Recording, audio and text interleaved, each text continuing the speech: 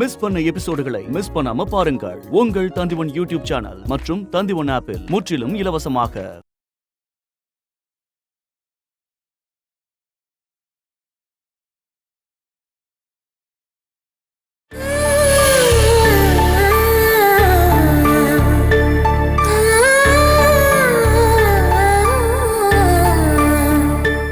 ஒருவேளை போதையில உங்க தம்பி என்ன வந்து கட்டி பிடிச்சாலும் நீங்க பாக்காத மாதிரி தான் இருப்பீங்களா? ஏய், தேவையில்லாம பேசாம முதல்ல கிளம்பு. நீ தேவையில்லாம பேசாத. சரக்கடிச்சு போதை அதிகமாயிடுச்சுன்னா நீ அதையும் பண்ணுவ. சரக்கடிக்கிறவங்க மட்டும் இல்ல, அவங்க பொண்டாட்டிகளுக்கு இந்த நாட்டுல எந்த மதிப்பும் கிடையாது. அவங்கள யார் வேணாலும் என்ன வேணாலும் பண்ணிக்கலாம்ல. இங்க பாருங்க, கம்மியா குடிக்காதீங்க, அதிகமா குடிங்க. குடிச்சு குடிச்சு நீங்க வீணா போங்க. இவன் சொல்றது கேட்டல்லடி, பேசாம உள்ள போ. உங்களுக்கு கொஞ்சமாவது மானம் இருக்கா? மானம் இருந்துச்சுன்னா மத்தவங்க பணத்துல ஓசில குடிக்காம சொந்தமா சம்பாதிச்சு அதை வச்சு குடிச்சு பாரு.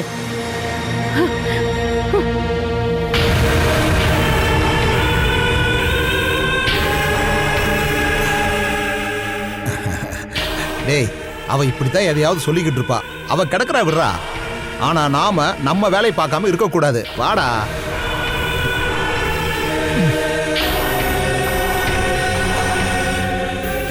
இங்க கொஞ்சம் ஊத்து. அண்ணா, நீங்க இனிமே சொந்தமா சம்பாரிச்ச பணத்தை வச்சு குடிச்சா மட்டும் போதும். ஒரே ஒரு பெக்கு குடுறா. தரேன். ஆனா அதுக்கு முன்னாடி நீங்க போய் உங்க பொண்டாட்டியை அடிச்சிட்டு வரணும். என்ன? அதானே இப்பவே பண்ற பாரு. ஐயோ, அது சரி வராதுப்பா. ஏன் சரி வராது? அது ஒன்றும் இல்லை. நான் அவளை அடிச்சதுக்கு அப்புறமா நான் தான் அவளை ஹாஸ்பிட்டலுக்கு கூப்பிட்டு போய் ஆகணும். என் கையில் 5 பைசா கூட இல்லைடா. ஏய், அங்கே பாரு, அவள் இப்போ எங்கே கிளம்புறா?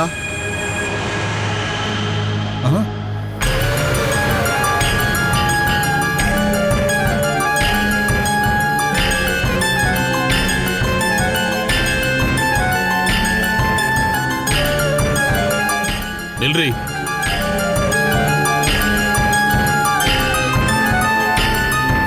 இப்ப எங்க போயிட்டு இருக்க? சொன்னல ஹாஸ்பிட்டலுக்கு போகணும்னு. போக வேண்டாம்னு தான் நான் சொன்னேன்ல. வேதனையும் வலியும் எனக்கு தான். இதுக்கப்புறமா உங்களை எதிர்பார்க்கறதுல எந்த பிரயோஜனமும் இல்லைன்னு நானே இப்போ ஹாஸ்பிட்டலுக்கு போறேன். நீங்க இப்ப என்ன தடுக்கலாம், இழுத்துட்டு போய் ரூம்ல பூட்டி வைக்கலாம். என் உடம்புல நீங்க எங்க வேணாலும் என்ன அடிக்கலாம். ஆனா இது எல்லாத்தையுமே நான் பொறுத்துக்கிட்டு தான் இருப்பேன். நீ எத்தனை நாளைக்கு தான் இப்படி பொறுத்து வாழ்ந்துட்டு இருப்ப? என்னுடைய வாழ்க்கை எப்பவும் முடிஞ்சு போச்சு. இப்ப நான் வாழ்ந்துகிட்டு இருக்கிறது என் வயித்துல இருக்கிற குழந்தைக்காக மட்டும்தான்.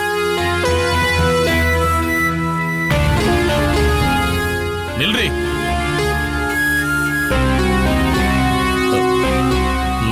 நானும் வரேன்.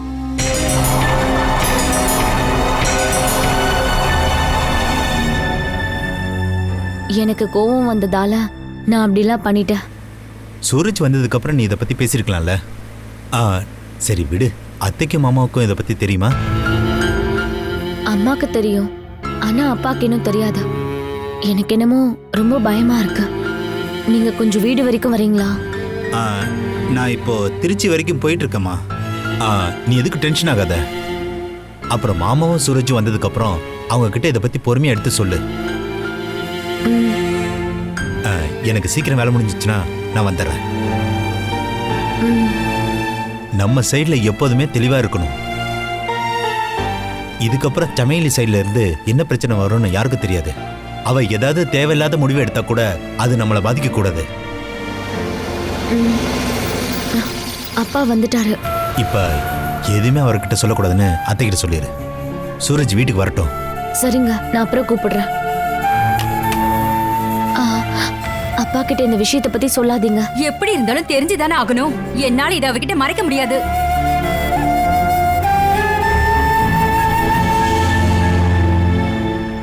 அட, நீ எப்பமா வந்த?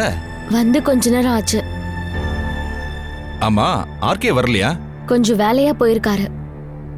சரி, உனக்கு என்னாச்சு சாரதா? ஏன் உன் முகம் டல்லா இருக்கு?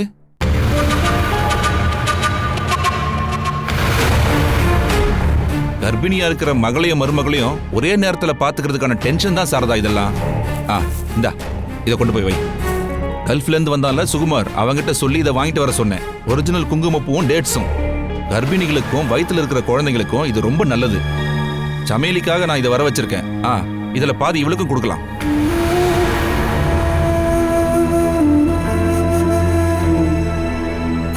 சொல்லப்போனா என் 2 பசங்களும் நல்ல நிறம். பேர குழந்தைங்களுக்கும் அந்த நிறம் தான் வரணும்னு நான் ஆசைப்படுறேன். வீணாக்காம இதை சாப்பிடணும்.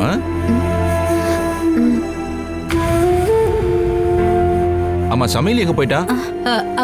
அவளையும் கூப்பிட்டு இத கையோட கொடுத்துரு, இல்லனா நீ இதை மறந்துடுவ. அம்மா, சமிலி சூரஜனை கூட வெளியில போயிருக்கா. எப்பவும் வீட்லயே அடப்பட்டு கிடந்தா அது ரொம்ப கஷ்டம். அவங்க 2 பேரும் சேர்ந்து கொஞ்சம் வெளியில போயிட்டு தான் வரட்டும். இந்த நேரத்துல நல்ல ஹாப்பியா இருந்தாதான் பிறக்க போற குழந்தை ஆரோக்கியமா இருக்கும். அப்பா, நீங்க இப்போ ரொம்ப சந்தோஷமா இருக்கீங்களா? எனக்கு சந்தோஷத்துக்கு என்னமா குறைச்சல்?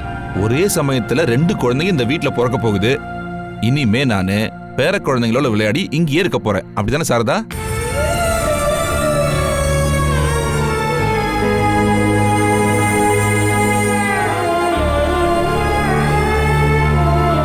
உனக்கு என்னாச்சு? ஏதாவது உடம்பு சரியில்லையா என்ன? கொஞ்சம் தலை வலிக்குதுங்க. அப்படின்னா நீ ஒரு மாத்திரையை சாப்பிடு, நான் போய் குளிச்சுட்டு வரேன்.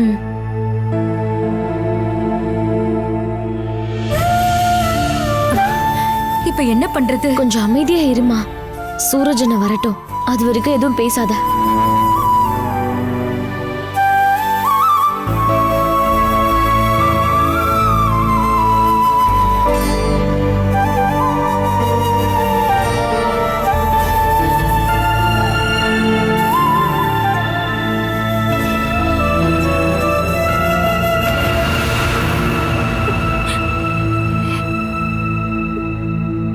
மேடம், என் பையனை யார் கூட்டிட்டு போனாங்க?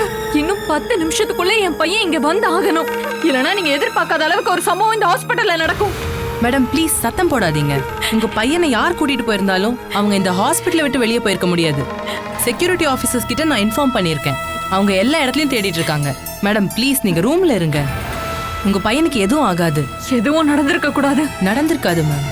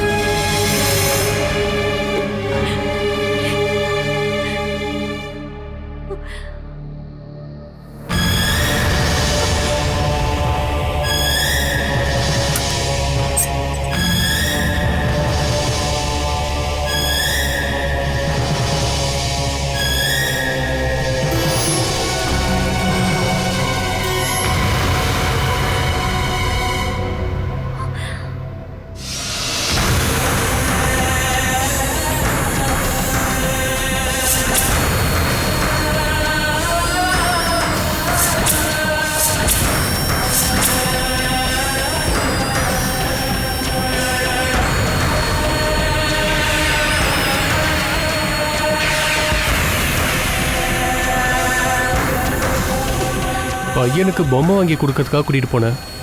நீ என்ன பயந்துட்டியா?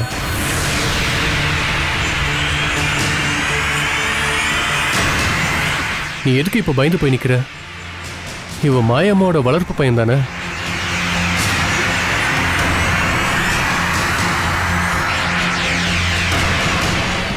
இவன்கிட்ட நீ ரொம்ப அட்டாச்மெண்ட்டாக இருக்கான்னு எனக்கு ரொம்ப நல்லாவே தெரியும். இவனை பார்க்குறேன்னு நினைக்கிறப்ப கட்டின புருஷன் கிட்ட கூட பர்மிஷன் கேட்காம ஓடி வந்துடுவேன். அந்த அளவுக்கு ரத்த சொந்தம்ல.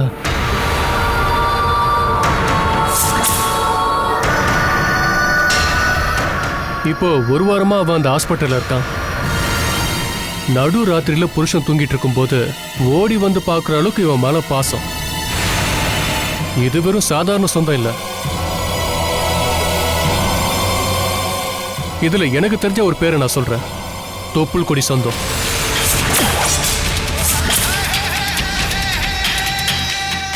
அது இல்லை நீ சொல்ல போறியா? சொல்லு.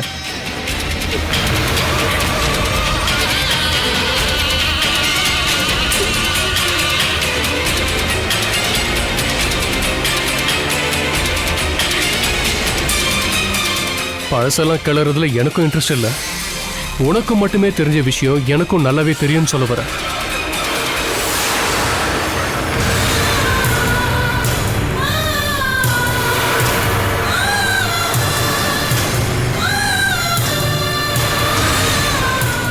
இதுக்கப்புறம் எனக்கு 2 ஆப்ஷன் தான் இருக்கு. அந்த 2த்தையும் நான் உங்ககிட்ட சொல்றேன். அதுல இருந்து நான் என்ன முடிவு எடுக்கணுங்கிறத நீ தான் சொல்லணும். உன்னோட வயித்துல வளர்ற என்னோட குழந்தைய கலைக்கணுமா இல்ல உன்னோட பையனை நான் எடுத்து வளர்க்கணுமா?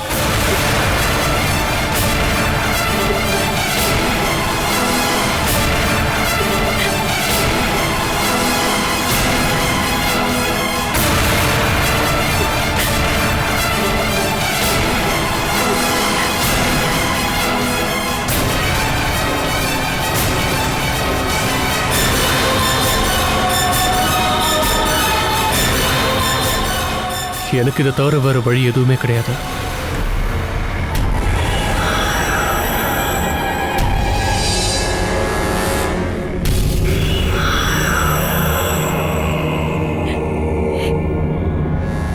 எனக்கு உன்னையும் நம்ம குழந்தைய பிரியறதுக்கு இஷ்டம் இல்லை. அதனால நான் இவனை எடுத்து வளர்க்குறேன்.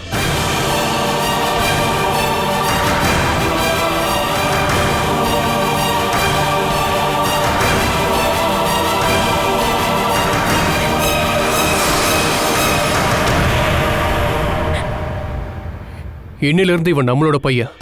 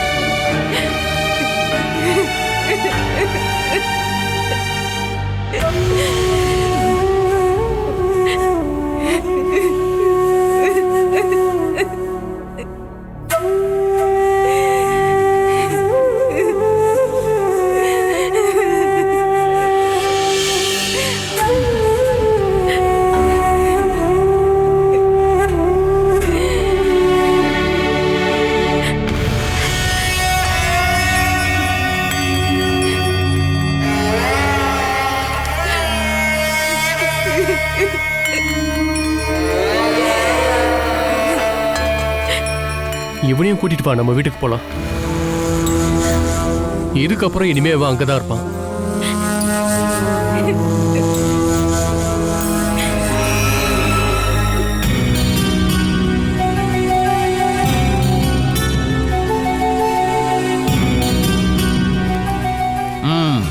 நீ இங்க உட்காந்து மொபைல் நோண்டிட்டு இருக்கியா? ஆஷாவோட அப்பா இருக்கான்ல சசிதரன், அந்த ஆளு நீ பண்ண எல்லா தப்பையும் மன்னிச்சு விட்டாரா? எனக்கு இப்படி ஒரு பொண்ணே இல்லைன்னு சசிதரன் அந்த பொண்ணை தலை முழுகிட்டாரு. அது எப்படி உங்களுக்கு தெரியும்? நான் அங்க போலீஸ் ஸ்டேஷனுக்கு போய் இதை பத்தி நைஸா விசாரணை பண்ணி பார்த்தேன். அங்க கிடைச்ச இன்ஃபர்மேஷன் தான் இது. என் பொண்ணை இனிமே தேடாதீங்க, அவளை நான் தலை முழுகிட்டேன் அப்படின்னு அந்த ஆளு அங்க சொல்லியிருக்காரு. இனி உன் ஆசையெல்லாம் அவ்வளோதான். நீ எவ்வளோ பில்டப் கொடுத்தடா. கோடீஸ்வரி பொண்டாட்டி, ஏகப்பட்ட சொத்து, இது எதுவும் வேலைக்காகலையே. டேய், அவ இப்போ அக்கவுண்ட்ல பணம் இல்லாம நிறுத்தி வச்ச செக் மாதிரி தான். அவளை அப்படியே துரத்தி விட்டுரு. ஆமா.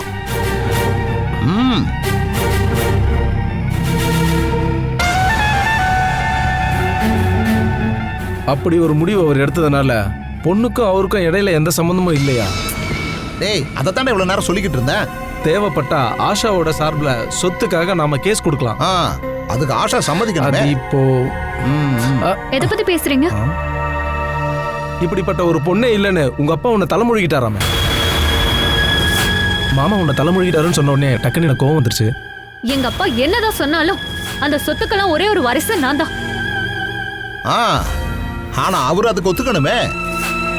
ஒத்துக்க வைப்பேன், இல்லைன்னா அதுக்காக நான் கோர்ட்டுக்கு போவேன். நான் எந்த எல்லைக்கு வேணாலும் போவேன். ஆஷா, மாமா உன்னை தலைமொழிகிட்டாருன்னு சொன்ன உடனே டக்குன்னு எனக்கு கோவம் வந்துருச்சு. அதனால தான் நாங்கள் கேஸை பற்றி பேசிட்டு இருந்தோம்.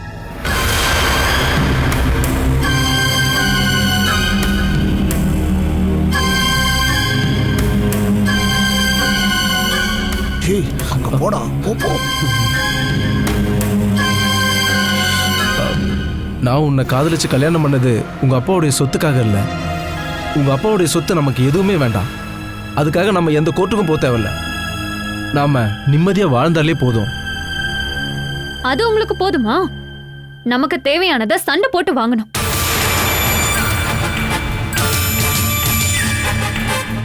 நேரம் வரட்டும், அப்பா கிட்ட நான் போய் நேரடியா கேக்குறேன். சொத்து எனக்கு கொடுக்கலன்னா அதுக்கப்புறம் கோர்ட்டுக்கு போக வேண்டியதா.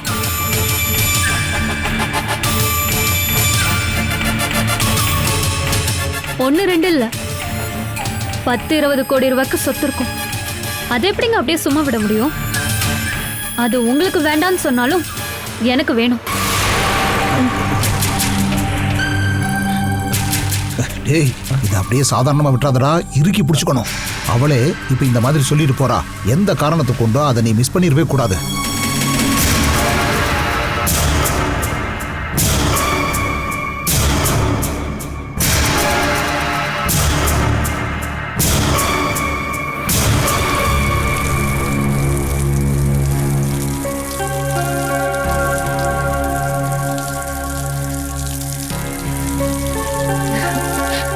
எப்பவுமே வேலை செஞ்சுட்டே இருக்கீங்க. நீ என்ன ஆஷா, அப்பாக்கு எதிராக கோர்ட்டுக்கு போலான்னு முடிவு எடுத்துட்டியா? அவருக்கு எதிராக கோர்ட்டுக்கு போவேனா? நேர்ல பார்த்தா என்ன அங்கேயே கழுத்தை நடிச்சு கொன்னுடுவாரு. அவரை பார்த்தா எனக்கு ரொம்ப பயம்க்கா. அப்படி இருக்கும்போது நானா கேஸ் கொடுக்க போவேன். நமக்கு வர வேண்டியது கிடைக்கிறதுக்கு கோர்ட்டுக்கு போலான்னு நீ சொல்லிட்டு இருந்த.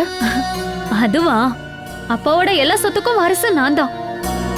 என் ஹஸ்பண்ட் என் மேல அதிகமா பாசம் வச்சிருந்தாலும் அந்த சொத்து மேல அவருக்கு ஒரு கண்ணு இருக்கு. அது கிடைக்காதுன்னு தெரிஞ்ச உடனே என் மேல இருக்க பாசம் குறைஞ்சிருச்சுன்னா அதுக்காக தான் நான் இப்படி ஒரு பொய் சொல்லி வச்சிருக்கேன். நான் வேண்டான்னு சொன்னா இவங்க விட்டுருவாங்களா? கையில இப்போ 100 ரூபாய் சம்பாதிக்க முடியலனாலும் என் வீட்டுக்காரரை பொறுத்த வரைக்கும் நான் எப்பவும் கோடீஸ்வரி தான். எனக்காக அவர் என்ன வேணாலும் செய்வாரு. உண்மையை சொல்ல போனா என் வீட்டுக்காரரு முழுசா இப்போ என்னோட வலையில சிக்கிட்டாரு. உன்கிட்ட இந்த மாதிரி நைஸா பேசி உன்னோட சொத்தெல்லாம் சொந்தமாக்கிக்கலாம்னு நினைக்கிறாரு உன் வீட்டுக்காரர். என் வாழ்க்கையில மன்னிக்க முடியாத தப்பதான் என்னை பெத்தவங்களுக்கு பண்ணிட்டு வந்திருக்கேன். அவங்களை எதிர்த்து இப்படி கேடு கெட்டத்தனமா பண்ணதுக்கு மனசளவுல என்ன சபிச்சிருப்பாங்க. எங்க அப்பாவை பத்தி எனக்கு நல்லா தெரியும். கூட இருக்க ரவுடிங்களுக்கு கூட கொடுப்பாரு. ஆனா 1 ரூபா கூட தானமா அவரு என்கிட்ட கொடுக்க மாட்டாரு. அப்படின்னா சுமேஷ் கண்ட கனவுலாம் இப்ப வீணா போயிடுச்சுல ஆஷா? அவர் லவ் பண்ணது என்னதானே? அப்படி இருக்கும்போது எங்க அப்பாவோட சொத்து எதுக்கு? ஒரு நஷ்டப்பட்ட பிசினஸ்க்காக சுமேஷ் டைம் வேஸ்ட் பண்ணிருக்காருன்னு உனக்கு தோணி இருக்கா? அதுல நஷ்டம் ஏற்பட்டுச்சுன்னு அவர் சொல்லிக்கிட்டே தான் இருப்பாரு. ஆனா நம்ம எதிர்பார்க்காத நேரத்துல நிறைய லாபம் வரும்னு அவர்கிட்ட சொல்லிட்டே இருப்பேன். நான் சொல்ற எல்லாத்தையும் என் வீட்டுக்காரர் கண்டிப்பா நம்புவாரு. என்ன காரணம் தெரியுமா? கதிக்கட்டு போய் கிடக்குற ஆஷான்ற பொண்ணு இடத்துல இருந்து நான் ஒன்னும் பேசல. நான் ஒரு கோடீஸ்வரனோட பொண்ணு.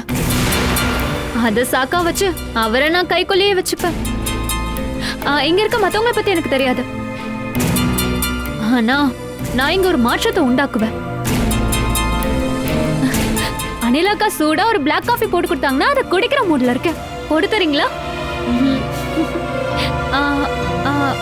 பாலாக்கா ஹெல்த் சென்டருக்கு போயிட்டு வந்துட்டாங்களா? இல்ல, வர வேண்டிய டைம் தான் இது. வேணுமாமா, இங்க இருந்து திரும்பி போகட்டும். அதுக்கப்புறம் பாலாக்காவை நம்ம நல்ல ஹாஸ்பிட்டலுக்கு கூட்டிட்டு போலாம்.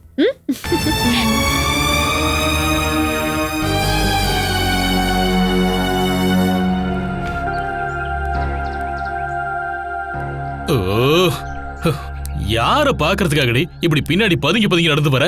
கொஞ்சம் வேகமா முன்னாடி போடி. நான் ஒலிம்பிக்ல நடக்கிற போட்டியில கலந்துக்கிட்டு ஜெயிக்க போறதுக்காக நடக்கல. என்னால இந்த ஸ்பீட்ல தான் நடக்க முடியும். உன்னை செக் பண்ண அந்த லேடி டாக்டர் என்ன சொன்னாங்கன்னு உனக்கு தெரியும்ல? உனக்கு ஒரு பிரச்சனையும் இல்லையா? ஒரே செக்கப்ல அவங்க நல்லாவே புரிஞ்சுக்கிட்டாங்க கூட வந்தவருக்கு தான் பிரச்சனை அப்படின்னு. ஏய், நீ என்ன கலாய்க்கிறியாடி?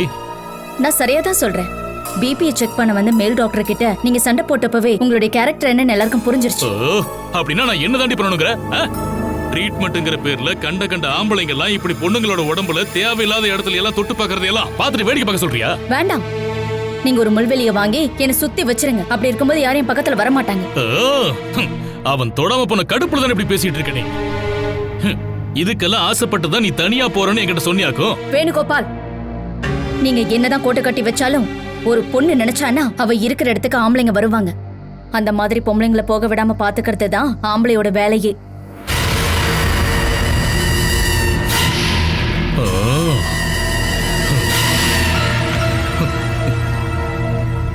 மச்சான், இங்க சாப்பிடுறதுக்கு மீன் மட்டும் இல்லடா, நல்ல கிளியும் கிடைச்சிருக்கு.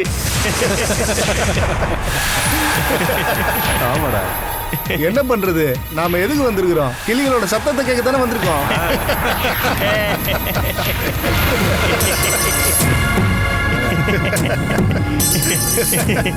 இவன் பார்த்துட்டு சாப்பிடாம இருப்பானான்றதுதான் எனக்கு சந்தேகம்.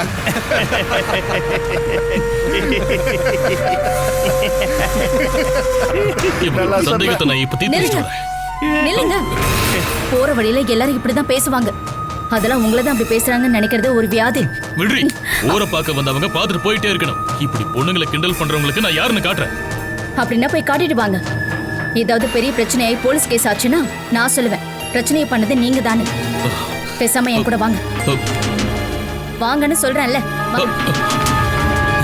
இவ்வளவு நேரம் வெயிட் பண்ணி ஒன்னத்தையும் பார்க்க முடியலையே. ஆனா கிளி ஒரு நாள் மாட்டாமலையா போயிட போகுது. வாங்க, என் கூட வாங்க.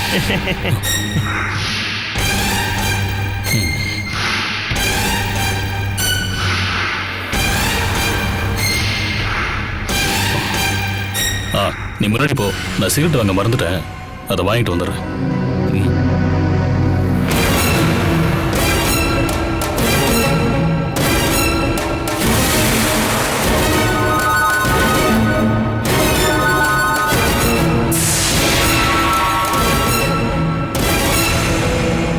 என்னடா இங்க வரா?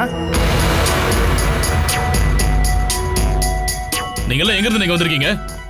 ஓர வர பொண்ணுங்களை கிண்டல் பண்ணீங்கன்னு வச்சுக்கோங்க, நீங்க யாரும் இங்க இருந்து உயிரோட திரும்பி போக மாட்டீங்க. நீங்க தான் இந்த ஊரு போலீஸா? நாங்கெல்லாம் உங்களை தான் தேடிட்டு இருக்கோம். எதுக்கு?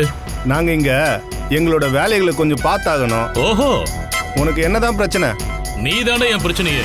ஏய், உடனே இந்த இடத்த காலி பண்ணணும், இல்லன்னா ஆளுங்களை கூட்டு வந்து உங்க கையும் காலையும் உடைச்சு போட்டுருவோம். சொல்லிட்டேன்.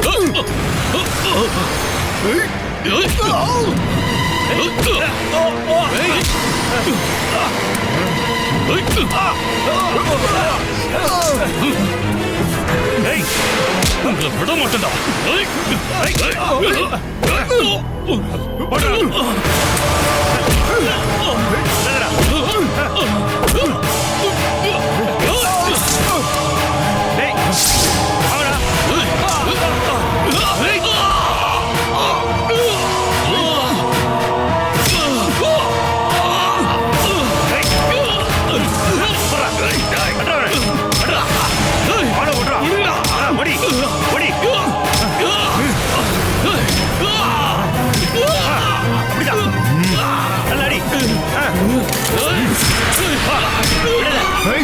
போதுண்டா, நிறுத்துங்க.